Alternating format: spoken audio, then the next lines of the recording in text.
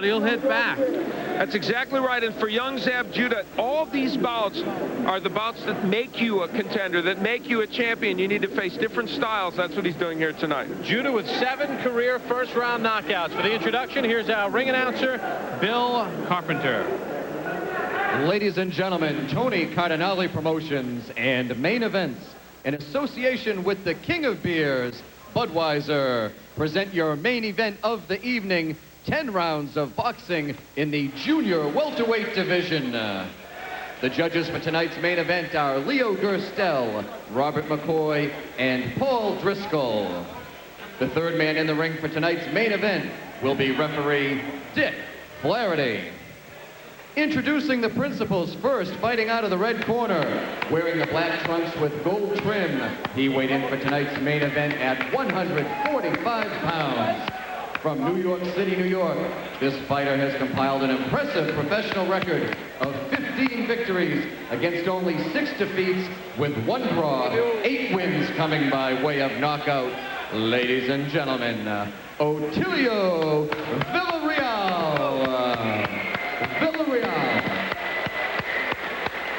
His opponent across the ring to my left, fighting out of the blue corner, wearing black trunks and weighing in at 143 pounds.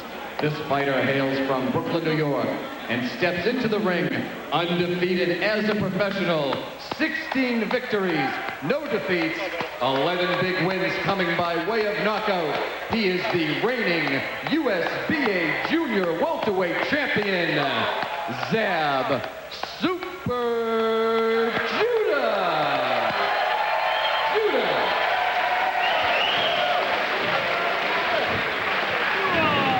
Okay, gentlemen, you're both experienced professionals. Let me run quick rules by you. Case of a knockdown, man scoring a knockdown. Go to the corner I send you to. Don't come back till I win the center in the ring. Get in close, you're tied up. I say break. I want you both to start punching, both step back. One other thing, no hitting on the break, no hitting on the belt, no hitting a man when he's down. Okay? Just rub your hand over his face. Rub your hand over his face, please. Rub your hand over his face. There you go. Okay, very good. Okay, we are set for tonight's main event. Zab Judah not defending his USBA Junior Welterweight Championship that he won against Irish Mickey Ward here on ESPN2 on June the 7th. In that fight, Al, Judah was not as successful with his bread and butter as far as his punches were concerned, although he still managed to win the bout. His jab percentage was just at 13%. Very low percentage with his jabs, and that is a punch that normally works for him. And we'll see if they, I know the main events people and Lou Duva, they're very aware of punch profile, CompuBox. They see the value in looking at those numbers, and I'm sure they have looked at that percentage and thought about how can we improve to make sure his jab does land. Lou Duva very high on Judah. He said that Judah's a couple of fights away from a big title shot, and he feels that Judah has to continue, like all southpaws, to be unpredictable. Duva said that Judah sort of reminded him of Pernell Whitaker, both the good and the bad. Slick, stylish, outstanding, and showboating that could be nerve-wracking at times. Lou actually stated that he felt that if Pernell Whitaker had not showboated so much, he might have won the De La Hoya fight, although the way they scored it, 6 points for De La Hoya. I don't know, maybe a gun, a whip, and a chair would have been necessary to convince the judges, but it is true that Judah does do that. He does showboat a bit, and some people get distressed by it. Remember, Zab Judah, you and I watched him in the 1996 Olympic trials and box offs. He was not an aggressive fighter. He ended up really losing to David Diaz, who ultimately represented the United States, because he just didn't throw enough punches, and that certainly is not the Judah we've seen as a pro. 88 more rounds as a professional for Villarreal than Judah. Yeah, he was a reluctant competitor. Ooh, shot Bring him up. low by Judah. You hear the referee caution him at the midway point of round 1. Judah has a very good right hook to the body. In fact, when he stopped Angel Beltry on April the 14th in Connecticut, it was with body shots. Villarreal missing with the left hook, a punch he will want to get in if he can, but when he's getting In Villarreal's 22 professional bouts, he's only been knocked out once back in 1995 to Dimitrios Sabalos. Sabalos, a pretty good fighter. And that was in the 11th round. That was for the IBF, I believe, Intercontinental Championship. He lost the 10-rounder, did Villarreal, to Adrian Stone in '96. And you remember seeing Adrian Stone many times here on ESPN. He was, at that time, a welterweight with some power and a pretty good welterweight. And he did not knock Villarreal out, but did beat him over 10. Good round for Zab Judh.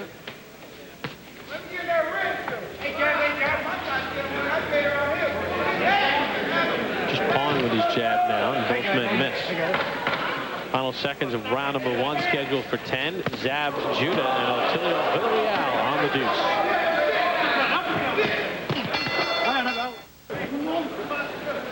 Zabdil Judh threw almost 100 punches in that round. There's the slipping, though, that he had, and here's the punching. Throwing lots of good combinations to the head of Villarreal. Round number 2 of the scheduled 10-rounder underway, and we take a look at some punch numbers in round 1. There's the number of jabs. Well, we said he wasn't landing jabs as well in the last fight. I guess they fixed that, huh? He's landing 44%, 30 of 69 jabs, and he landed a total of 49 punches in that round of 99, 50% landing for Judh. How about Ronnie Shields, his lead trainer, saying, I want you to establish that jab, stick that jab, and Judh had an interesting response. Mentioned that Villarreal hits hard. Yeah, that's what I thought he said that. I wanted to make sure. I mean, that's interesting because Villarreal is not known as a huge puncher, so he got the attention of Zabdil Judh. You hear Ronnie Shields in the background saying, that's the one, that's the one.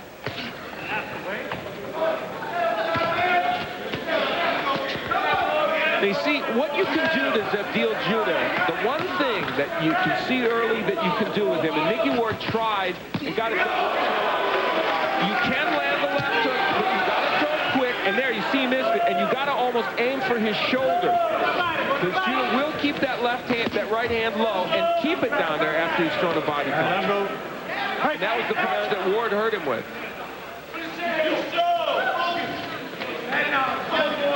That's why, of course, against the lefty, you always want to try and double with the left hook anyway, throwing it to the body first to feel him. Judh seems a bit crisper than he did in the Ward fight. Early on, yes. Early on against Ward, he was just a little tentative. Maybe it was because he was fighting someone that he had heard of. Well, and he said it in that feature. He said, I watched Mickey Ward when I was 6 years old on ESPN, so it meant something. Now, if you watched him when he was 6, let's see, I was on ESPN then, too. That's starting to make me feel a little old. Yeah, it was 14 years ago. Yeah. At least he's only 20, so that's not so bad. Now, if George Foreman said that, then you would have had a problem. I'd be really upset. Whoa, combination from Judh followed by a left. Now, Zabdil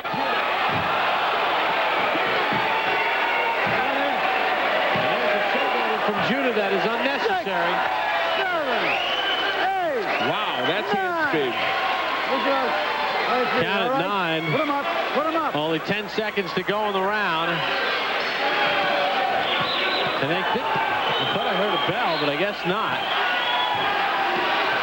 And Villarreal is down at the bell.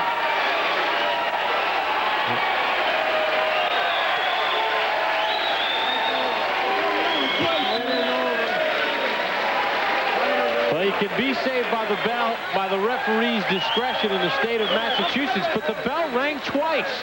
We're going to have to go back and listen to this. The bell rang twice. It rang with about 6 seconds, and then it rang as he got knocked out. After the bell, we're going to protest this. The bell rang. They didn't even ring the 10 seconds.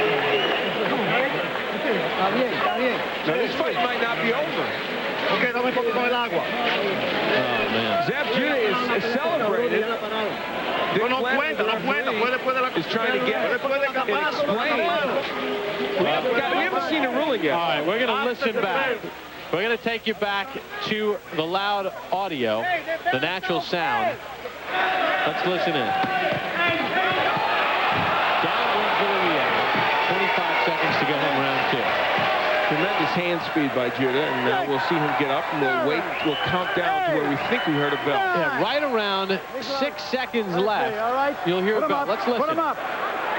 They'll boost it for you in the truck. Right there.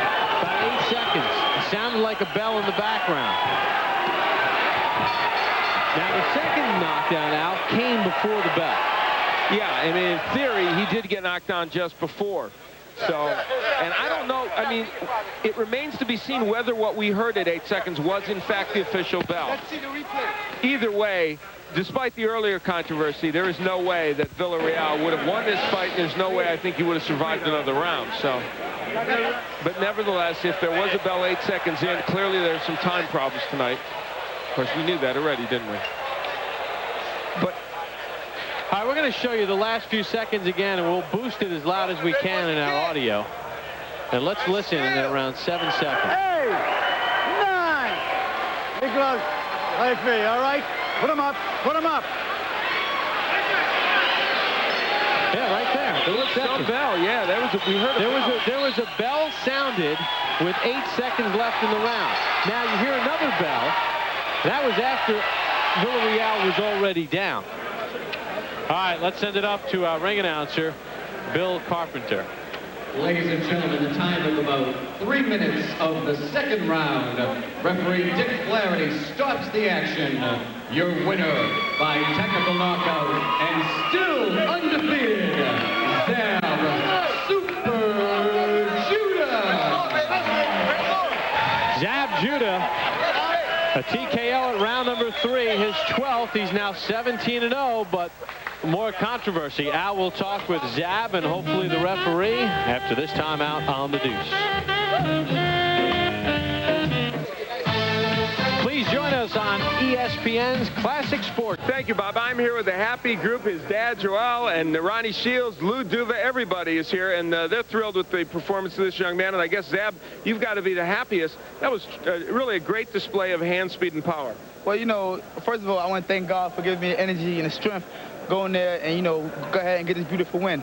Second of all, you know, I had a great camp. My dad, Ronnie, Lou, my man Have, you know, we all worked hard. You know, we came right back after the Mickey Ward Championship and got to show the world that Zab Judah is going to be champ of the world.